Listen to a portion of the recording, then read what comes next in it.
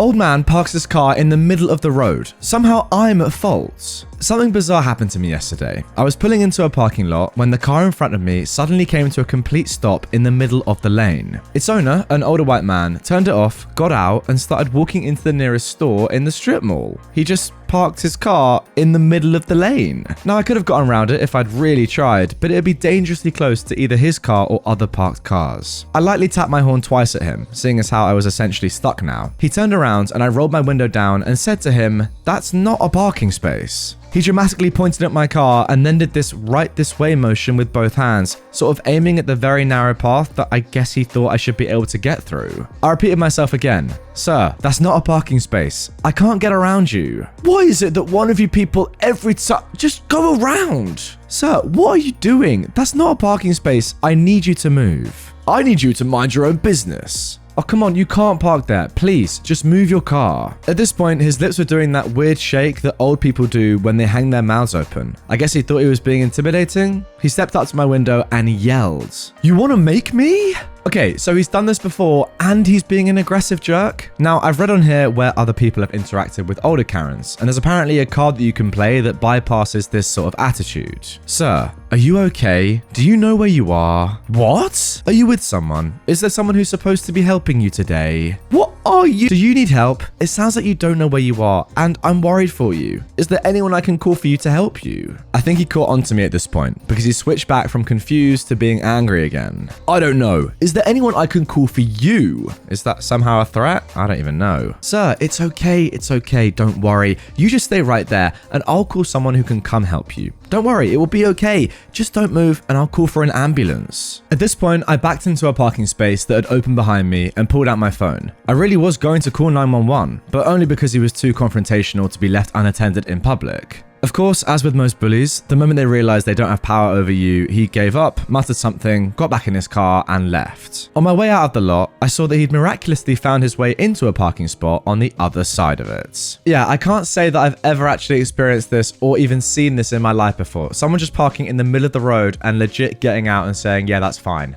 How is that even possible? Especially given that we now know there were other spaces available that this old geezer could have gone into at any moment, but no. He wanted to park in the middle of the road and just said, "Oh, you're one of those people that gets annoyed with me parking in the middle of the road?" Yeah, everyone, my friend. Gotta say though, OP, fantastic response from you. Playing the card of, yeah, this guy must have some troubles and making him think that you're actually pitying him. I know he clocked on eventually. And I also know that you said that you've read it on this subreddit before. I'm not sure I've ever seen that though. And if you didn't know, I've frequented this sub quite a lot. Very smart, well played. Trust me, you don't want your own toilet. So this happened when I was 23. I'd recently started my job as an engineer in training with a firm in the structural engineering department. My firm thought it was important for the new guys to have experience on site while our projects were being built, as this helps us to understand what construction crews need to see on our plans, as well as getting an understanding of how to address issues that come up during construction. So I was working as an inspector on an overpass construction project. I have world-class IBS, and this had peaked when I was 23 to the point where I had to wear a diaper anytime I was out of the house. This was considered a disability, and my firm had to provide me with my out portage on that I was the only one who had a key for right outside of the job trailer. The construction crew hated this, and I had so many snide comments and flack thrown my way for it. They thought I was too good to use the toilets provided for the crew. The lock on the porta-john was cut off several times, and they replaced it with one I didn't have the key for.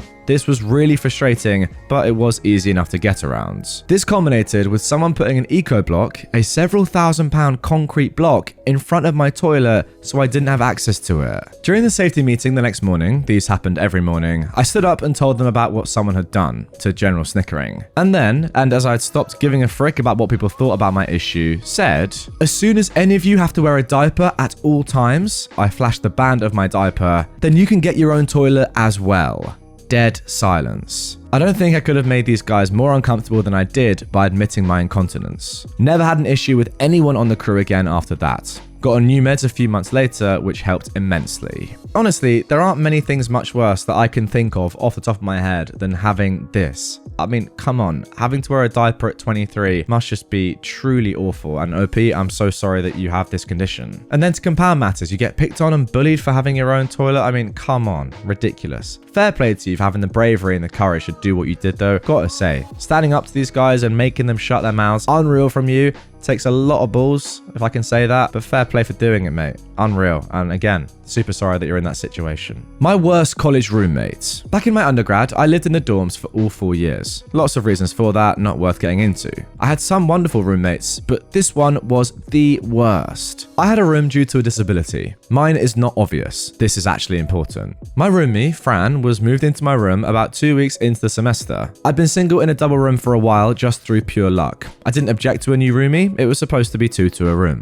This person's disability was obvious, though I will not share what because it's only relevant that it was obvious. I found out quickly that she used this as an excuse to be awful to everyone. She would rarely leave the room. Only one of her classes was online, but the rest were meant to be in person. She spent the rest of time in our room in bed watching reality TV. I used the microwave to make my breakfast in the morning. She hated that and started shouting at me to stop one morning. I hate conflict, so I just obliged. We went to a smaller university, so this was literally the most convenient thing to do. The only other thing was either walking all the way to the restaurants or going to a convenience store. I tried to accommodate her only to my own detriment. My health suffered from the amount of fast food I was eating because she couldn't deal with the fact that a microwave makes noises. She only escalated from there. I don't fully recall everything, but I get sick with respiratory stuff when I get extremely stressed, and she made me that stressed constantly. I was sick so much between my stress and diet.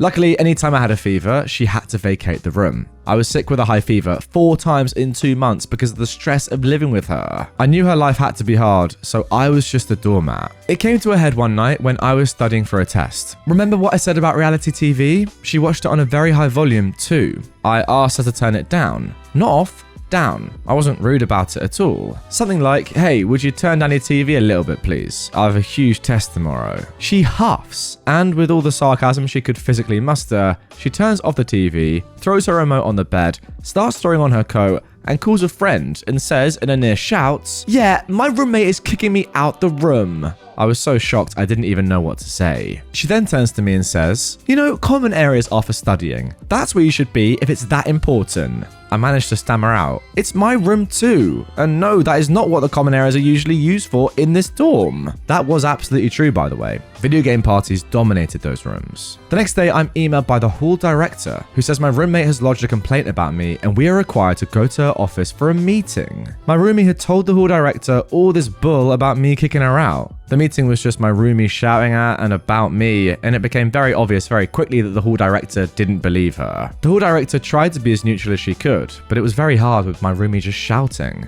Thank God I built up credibility with the hall director before this. After the meeting ended, with Fran just storming out, the hall director told me that this girl had moved a couple of times already before she was placed with me. It turns out she picked fights with everyone. This was not new behavior. She moved out just days later. I got to enjoy the last month of the semester with a new roommate who was wonderful. I wasn't sick at all in that last month. I've since learned to stand up for myself, but holy heck, I've never felt anxiety paralysis like that since her. Now look, this story epitomizes why I would hate to have to share a room with someone in a college dorm. I was fortunate enough when I went to university that I didn't have to, but some people in my dorm did have to. And let me tell you, it doesn't even matter, I think, if you really get on with your roommate. Still, it's not going to be ideal, is it? I don't know. Maybe it's just not for me, but I need my own personal space. And no, not for that reason, you weirdos. Just for my own personal space. Like, I know it makes sense given that space is probably quite limited on campuses and stuff like that, but for the sanity of individual students, shared sleeping areas just shouldn't be a thing if you can help it. Because even if you get an amazing roommate like you got later on, I still don't think I'd love it. Oh, and living with someone like Fran? Nah, I'm done. Getting sick 4 times in 2 months because of your roommate? No thank you. Old geezer clearly doesn't know how long it takes to cook a ton of food. This happened decades ago when I was in my 20s. A couple of friends and I went to the local fish and chip shop, also known as Takeaway here in New Zealand. This takeaway, like most, was run by a Chinese family. This will become relevant later. When we got there were a few people milling around in that I've already ordered and now I'm just waiting for my food mode, and about 1 person waiting in front of us. The 3 of us stood in line. The person in front finished paying for their order, but before we were served, the phone rang and the bloke behind the counter took a lengthy order. I wasn't exactly listening in, but I was within 2 meters, and it was impossible not to get the idea that the caller was ordering half of the menu. One of the things it was impossible not to hear was when he said that the order would be ready in 20 minutes. When the bloke hung up and posted the order up to be filled, we placed our own not insubstantial orders and went to join the others in the I've ordered and I'm just waiting for my kai pattern. Kai is the Maori word for food. We lose people as their food becomes ready and they depart with their newsprint wrap packages of delight. Then, about 15 minutes after the phone call, this tall skinny old bloke, whom we shall call the OC, for reasons that I think are fairly obvious, but you can pretend that it means old chap if you like, turns up and asks if his phone order is ready. The bloke behind the counter, BBC, checks and says it's not ready yet. This is where, in New Zealand culture, you say okay, pay for the food you ordered, and go and join the others waiting for their order to be completed. The old chap, however, elected to lose his temper and say that it should be ready now. The bloke behind the counter basically reminds him that 15 minutes ago, he said it would be ready in 20 minutes. But this guy was having none of this and was getting quite ranty, saying, perhaps I should just forget about it then. At your typical Kiwi takeaway fish and chip shop, the deep fry vats, burger prep area, and gas hobs with the woks are all clearly visible from the ordering waiting area, and you can see the staff cooking your food. So I could see looks of absolute horror on the faces of the staff working behind the counter, as they've got a metric F-ton of this old chap's food in the process of being cooked back there. And the old chap hasn't actually paid for any of this yet. The bloke behind the counter says, no, your food's nearly ready. It's ready? Well, everything is cooked except the burgers, and we're doing the burgers now. So it's not ready, is it? And then he launches into a tirade about how the food should be ready by now, as if he'd ordered only a couple of things and he were the only customer in the store. Two things about me at this point. One, I love languages and learn phrases from them from my friends whenever possible. Of course, quite often these phrases include the ones you don't use in mixed company, unless you're a New Zealander or an Australian, of course. One of the languages in which I know a few words, including not for mixed company words, was Cantonese. I told you the fact that the shop was run by Chinese people would become relevant. And two, I do not like entitled chaps mistreating serving staff. From my view, the old chap has phoned up and ordered a literal fortune's worth of food and been told 20 minutes, and he's now threatening to walk out without paying for the food because it's not ready in 15. This is just not done. So I cut him off mid-ran by loudly and angrily yelling a Cantonese phrase that pretty much translates to mother effer, possibly horse effer if I got the inflection of one of the words wrong. I was glaring daggers at the old chap's back, but I could see all the staff beyond him abruptly look up in shock at my outburst, and then, realizing who had shouted and at whom, they all grinned. My loud interjection did stop the old guy mid-ran, but he didn't look around. I'm pretty sure he knew exactly who was being yelled at. I doubt he understood the Cantonese, but he probably could recognize angry in any language. In the silence that followed, the bloke behind the counter reiterated that the burgers were almost done and the meal would be ready. I'd already decided that if the old chap walked out of that shop without paying, I'd be following him down the street and confronting him about it, letting him know in no uncertain terms that you don't do that sort of thing. Fortunately, he did decide to pay for his food and wait, like the rest of us, so I didn't need to chase him down the street and discuss his parentage. Yeah, nothing worse than rushing people that are literally making your food for you in front of your own eyes than if they've told you it's going to be 20 minutes and you come in at 15 minutes. I mean, look, rushing someone in the first place is bad enough because look, the food takes as long as it takes. But if they've literally told you it's going to be 20 minutes and you're getting at them when they still have 5 minutes of that time left to go, then you're just entitled. Simple as that. I'm very thankful, though, that he didn't do what he threatened to do and walk out and cost this company loads of money and just, ruin loads of food for no reason. There's people like UOP that have stopped him from doing that, so fair play. But wow, the audacity to even suggest that is disgraceful. Now, the last post in this episode comes from a user that has posted many stories in the past all about entitled people in her life, and this is just their most recent account. Ex-husband is angry that I am hot and moved on from him. In truth, life is amazing right now. Since my last post, I've dropped enough weight and I'm in the best shape of my life. I go to the gym 4 times a week, all the while balancing my job and raising my kids,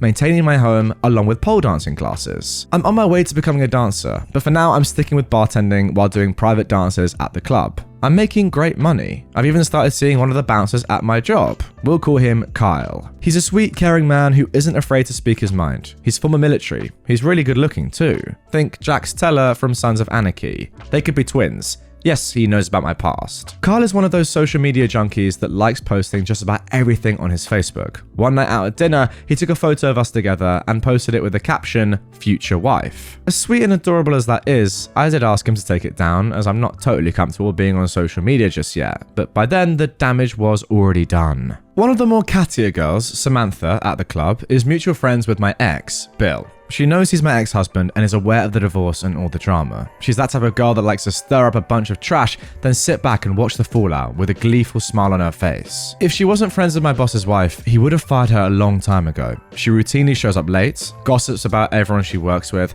has drank herself into a stupor more than once, and beaten up a client when he didn't pay her more than she thought she deserved. And that was all after I started working there a few months ago. She's incredibly toxic, and most of us just avoid her. Long story short, she saved the picture and showed Bill, and he went postal. Samantha came into work a couple of days ago and informed me that Bill somehow found out about Kyle, and he's really upset and has made threats to come to my job.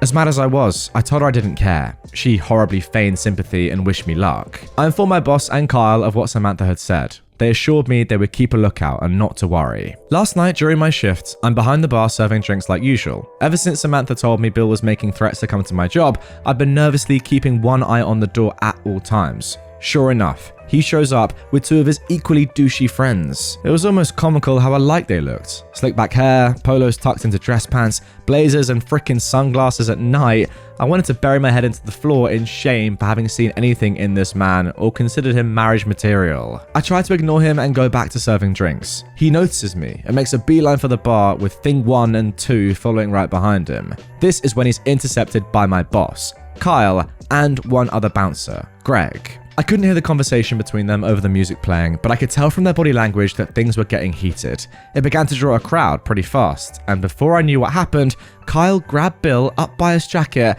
and proceeded to usher Bill out the door, kicking and screaming, while Greg and my boss escorted thing 1 and 2 out after him. It was pretty anticlimactic, but I'm glad no one was hurt, mostly. After work was finished, I asked Kyle what was said. He told me Bill was fuming that I couldn't bother to improve myself during our marriage, and I'd moved on and he wanted me back. When Kyle established that he was the man in my life, Bill called me a couple of slurs and some other colourful words. That was when Kyle grabbed him up and violently threw him out of the club onto his butt in the parking lot, and said that if he harassed me again, he would frick him up. My effing hero. Thing 1 and 2 came out right after and helped Bill to his feet. They got in the car with their pride wounded and peeled out of that parking lot. I'm thankful the situation didn't escalate, and so far Bill hasn't tried showing up to my apartment. I'm hoping he takes Carl's warning seriously. I'm happily moving on with my life. And there we go. OP, good to hear that you're doing well in this day and age. And you know what? It's pretty embarrassing from this bloke, right? Just because you didn't improve yourself when I was with you, oh, I now want you back. Are you saying that maybe she lost a couple of kilos, a couple of pounds, and now you're attracted to her again and therefore you want a relationship with her? I mean, maybe, I get it, but not really. It's just very superficial, isn't it? If you're only into someone because of how they look, then that's pretty poor, not gonna lie. And I don't think it was gonna last that long anyway, let's be honest with each other. I mean, to be fair, it sounds like you just dodged a huge red flag. The fact that he's come to your place of work, threatened to go to your apartment with his goons, calling you all these slurs. Yeah, not the sort of geezer you want in your life. I think we can all agree on that.